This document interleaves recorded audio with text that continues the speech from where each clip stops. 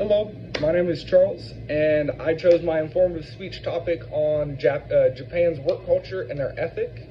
Japan is known as the land of the rising sun, and it's known for its beach culture and ethic, but it's also known for its work culture.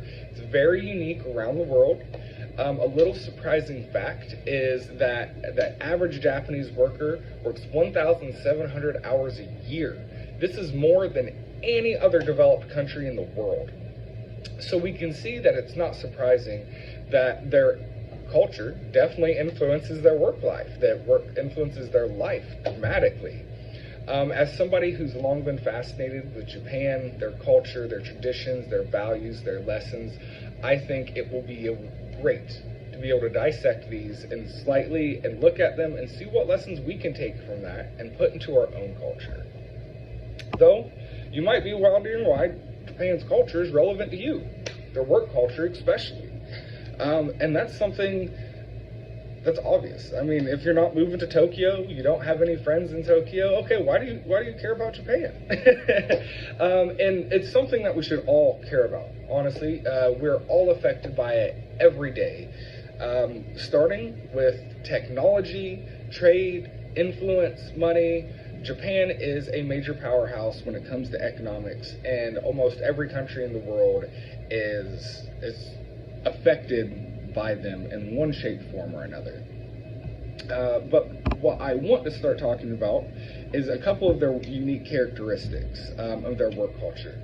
The first characteristic I want to share with you is about the salaryman. And the next characteristic I want to show is more of a view and how they see their work culture and themselves in it, and that's called the Kaizen philosophy. And this is really what's inspired Japan's work history and their culture, and it has made them so adaptable in today's society. Though to truly understand their work culture, we need to understand the underpinnings of Japan's culture. It encompasses not only how they work and the hours that they work and why they work, but it's why they're doing it in the first place. Not just to have money, it's not just a job to them, but it's something more. There's a value that intrinsically comes out of it. One of the most iconic facets of Japan's culture, though, is the salarymen. These are the white-collar backbone of Japanese economic society. These are your everyday people, the suit and tie, going into businesses, working in cubicles. They offer unwavering dedication to their corporations, their loyalty. They actually have central tenets in this culture that is about the loyalty and about maintaining that focus on your company and really embodying the dedication that's needed to strive and succeed in that business capitalistic world.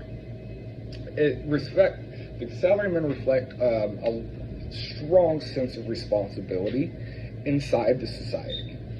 So they feel responsible for how their company achieves and if they improve or decrease or whatever, they feel personally responsible for that.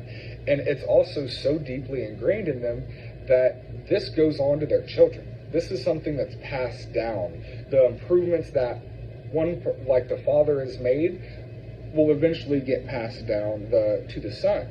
And this is how it works. They want to stay in the same corporation. They want to continue working though at times they have seen that overwork is very harmful to the individual, to the corporation, and that there definitely needs to maintain a work-balanced life. And that needs to be a healthy one that they use. The next thing is the Kaizen philosophy. This is fundamental to Japan's work element. The Kaizen philosophy basically means continuous improvement. And it's ingrained in these people over time. So it's not just continuous improvement though. It is small scale continuous improvement. And it has been a driving force behind so many technological advancements, and has made it a global leader in very initiative. The Kaizen philosophy challenges us to rethink how we problem solve and innovate. It reminds us the meaning of progress comes from the consistent, persistent effort rather than the grand distributive charge. It's not about putting a whole bunch of effort in last minute and being like, oh, I did it. No, it's about continuously, everyday, regular dedication to improvement. And that is the best way to gain that improvement and for people to feel the value of said improvement in a workspace. Though in conclusion, I do find Japanese work culture very fascinating and very multifaceted. It offers profound insights and lessons to all of us. By examining the salaryman culture and the Kaizen philosophy, we see how Japan has kind of built itself up into the powerhouse that it is today.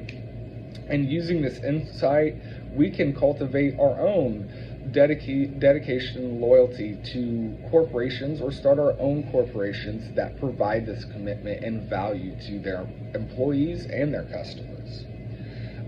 This reflects greatly on Japanese culture.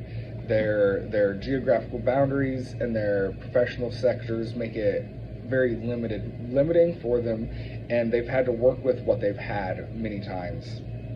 So it's not a foreign concept to understand where this kind of came from, but I just think that these values can really guide us towards success in our life and in our future. So thank you, and let's strive to make our work culture a little bit better.